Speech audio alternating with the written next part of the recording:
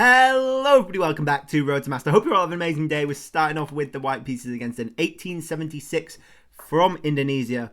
Ooh, we have a French. I don't think I've seen a French in a very long time. And I don't know if you guys know, but I started playing the two knights against the French as well. It's very, very interesting line. Sort of similar to the Caro-Kann. There are a few more tricks White should probably know. The first starts when they play knight f6. You can play e5 and go into this thing where you play... You're basically looking for b4 fork with like a bishop on g5. We'll go through it at the end. And the second thing is if they take... you have a lot of very interesting ideas with this pin around the queen. There's a really good video. I'll probably link to it in the description if I remember. That'll take you through all of the important theory. But we've gone into this line. Now we know this line similar to the Caro-Kann when they push into the two knights Caro-Kann. It's practically the same thing. We're just going to go 92. And now you can see they immediately have a decision to make, and c5 is the right thing to do. And here it's really important to play c3. Undermining their structure, and the worst thing they can do, well, not the worst thing they can do, it is the best thing they can, we'll speak positively, the best thing they can do is take on c3. At which point I've got potentially a bit of a backwards pawn. Not really, I can fix it. And it's just a cool game. With knight to c6, however, it's not as clean cut for black. We're going to take, and then the whole point is that we get a pin on the knight. If you want to get rid of the pin on the knight, you have to block in your queen. They do exactly the right thing, in my opinion. However, we do get the pawn at the end of it with this nasty check. So, it's something you've got to be aware of. We can take this. Actually, no. That just wins as a queen, right? That just wins as a queen. Thank you very much. So we're up a queen. Thank you. So I guess we'll spend the rest of the video going over theory, because that was a very, very, very quick resignation. So we'll spend a bit of time going over theory, because I think this is a really cool line that not a lot of people know about. So we'll quickly have a look at the game. 100% accuracy. Wow. 100% accuracy. 2450 apparently. I don't know how that's not like 200 million rating. I'm not sure. Anyway, the two knights. So, like I said, knight f6 is a good option. Very interesting. At which point I'd say play e5. You can do the exchange and all that good stuff. But it goes into more sort of normal French lines. E5 is very interesting. You might say this is just the advanced French, but it's not the advanced French because you don't have the option of c3, c4. Black's going to go ahead with c5 usually, and here I'd recommend bishop g5. Very, very tricky moves. There are obviously better moves that the computer will recommend, but this gives way to a very, very interesting, almost gambit, I'd say. And queen b6 is the natural move they're going to play, just hitting b, the d pawn, and hitting the b pawn at the same time. They could potentially go f6, not a great move. Bishop e7 is a move you could see as well, which we'll go over. If bishop b7, you're just going to take it. And after queen takes, you have knight b5. Very interesting move. Castles is probably what you're going to see. Not castles, sorry. Queen c7, d8 is probably what you're going to see. Going back, at which point knight d6 is very annoying. Like, you're getting rid of their castling rights, and this knight's going to be an absolute pain to deal with. Alternatively, you could see a knight c6. At which point you do the same sort of thing. The computer's recommending king d8. So you're willingly losing your castling here in order to save the exchange. And potentially playing on the f-file a bit. I don't actually know the line from here. Apparently you break with c4. Which makes sense. You know, the king's stuck in the middle, so you'll break the center. I guess that makes sense. But it's very interesting with this bishop e7 line. The main move you will see, though, is queen b6. Queen b6 gives way to a very, very interesting line where you actually take this pawn. Now, this looks absolutely psychopathic because of this b2 weakness. They can take with the bishop, which is actually the best move. I'll show you what happens if they get a bit greedy. If they get a bit greedy and go for this b2 pawn, you have this immediate knight b5 idea. And you can see we are looking for this fork. But actually, if you look a bit closer, this bishop's doing such an amazing job cutting off the king. It's actually going to be a smothered mate, which is a ridiculous, ridiculous threat that's come out of absolutely nowhere. And you might be thinking, rightfully, they can actually throw in some checks here. And they can. Queen b4. Probably their best chance, at which point I think c3 is the move. Not the move. Oh, you go queen d2, apparently. I think you can play c3. And after queen a5, you've got queen a4. Oh, they throw in the check instead. And if you block with the bishop, you're losing your mating threat. Queen e2, then what? Bishop e2, sorry. So the computer actually recommends you block with the dark square bishop. What's happening after this? Oh, knight a6 is the reason. Okay. So you go queen d2 instead. In order to... I guess they do still have the check, but then you have, after knight a6... you have this idea of queen a5, which is a ridiculous threat again. Apparently castles is even better, but that looks very scary for black. If they take, you take on d2 with the bishop, apparently. Apparently you can take with the king as well. But I think... I thought c3 was the move. Queen a5, and then you have queen a4. So the problem is check on e4.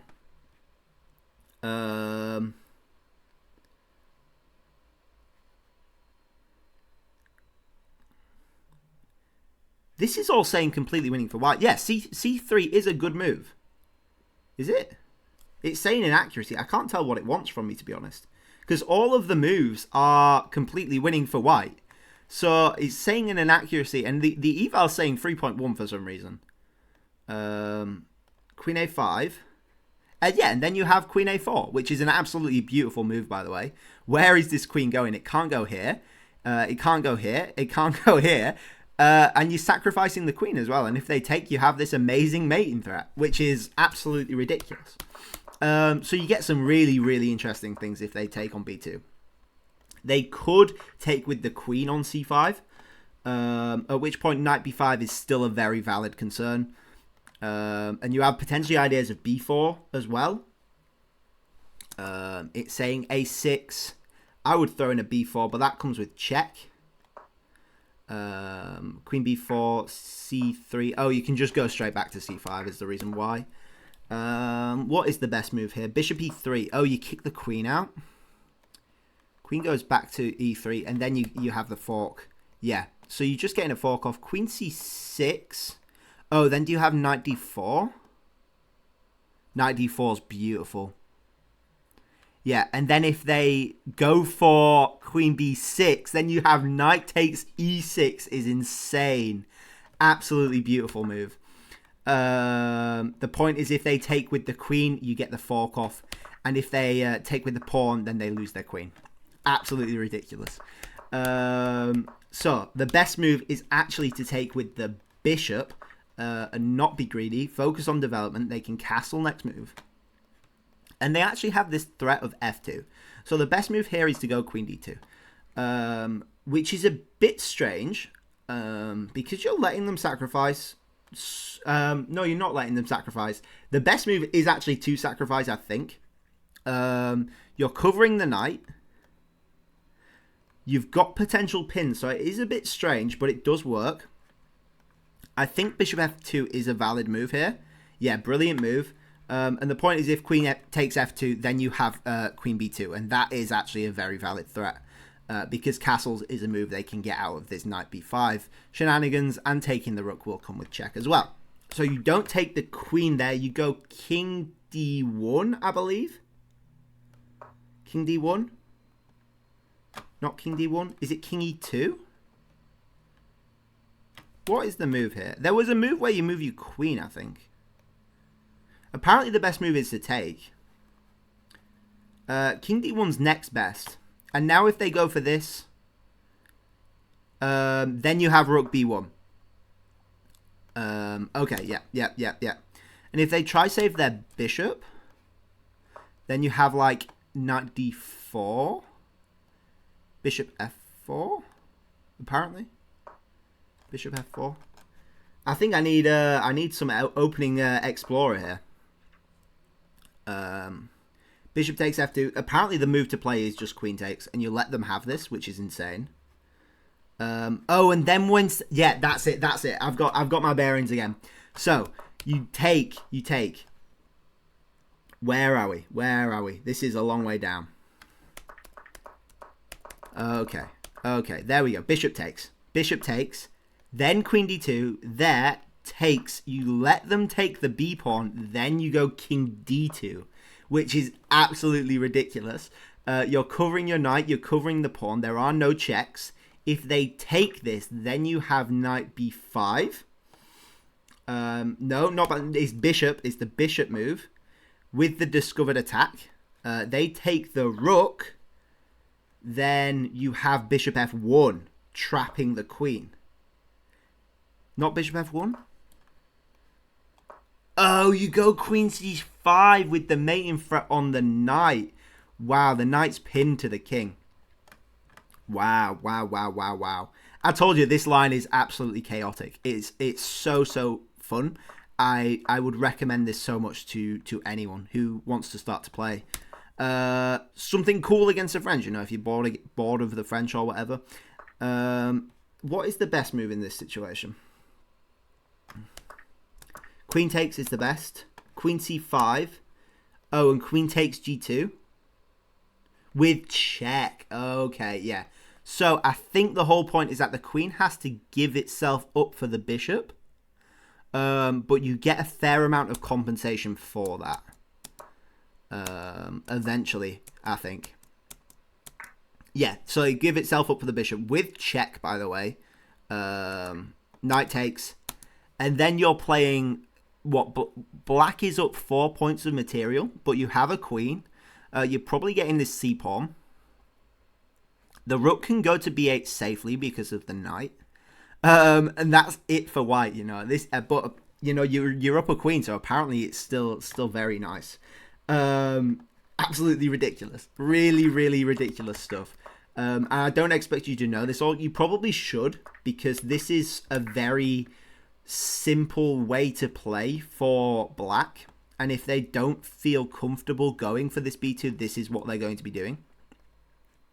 They're unlikely to play bishop f2 because that's a pretty high level sacrifice. They're probably just going to continue developing. You've got to watch out for this e pawn. You can long castle apparently and try break through that way. You're probably going to have to give up this e pawn eventually, I think. And you're just trying to play active, like threaten the queen, threaten the bishop, some wild stuff. Make use of the uncastled king. You do need to sort of have experience playing in these awkward positions. But I think your development, like if you're comfortable playing up development, down material, it is very cool. So the next little line we'll have a look at is what happens if they go takes. Knight takes.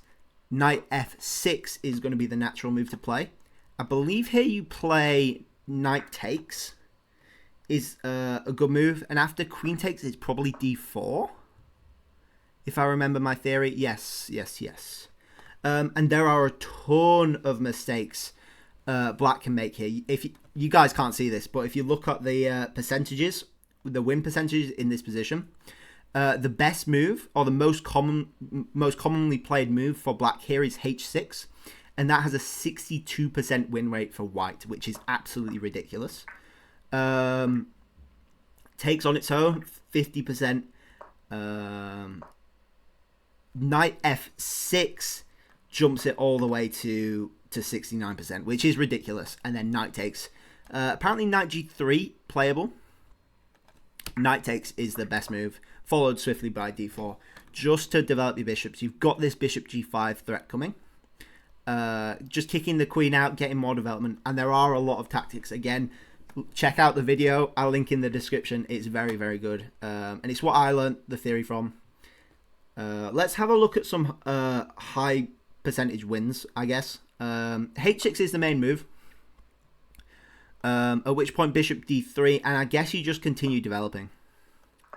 Just continue developing and take your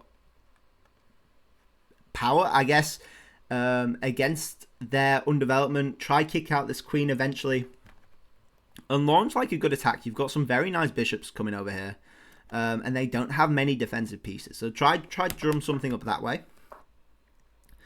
If they don't spot h6, the next best played move is queen d8. If you're scared of this bishop g5 threat, at which point bishop d3, and I guess it's a very similar position. You can technically say 4 pieces developed versus their 0. They've played 1 pawn move, I guess, and you're just up in development by an absolute mile, so you're just gonna play it that way. Bishop d6 has a 69% win rate. Bishop g5, it's the move to play, I think. That's what most people are playing here. Queen g6, you're getting hit immediately with bishop d3. You know, you can't not. These are very natural moves. Queen h5, queen a2. Looking for some pins on the king, I guess. Potentially looking to long castle and launch these pawns forward as well. So it is very interesting stuff. The video I'll link in the description has a lot more concrete lines that are really, really creative. So I encourage you guys to definitely check that out. But I think that is probably enough theory for today. The important thing to know, also, this one, we know this one. We've been over this tons of times. c3, their best move is just to take. Just take. Get rid of all your stuff. Apparently, you can play knight f6 here, but why not just take? And yeah, this is not good either. Pawn takes. You land yourself in a very similar position, and you're gonna be losing these pawns somehow. They can play a d3 at any point as well. They can play a d3 at any point. At which point, knight f4. You have apparently knight d4 is better. Blocking off the queen, which makes sense. But the whole point is you're getting your bishop involved now as well. Yeah, and it's practically the same as the Caro-Kann. And remember, if there's a free queen, take the free queen. But yeah, thank you all for watching. I hope you all enjoyed. Please like if you liked. Please subscribe if you really liked. And I'll catch you guys all tomorrow. Bye-bye.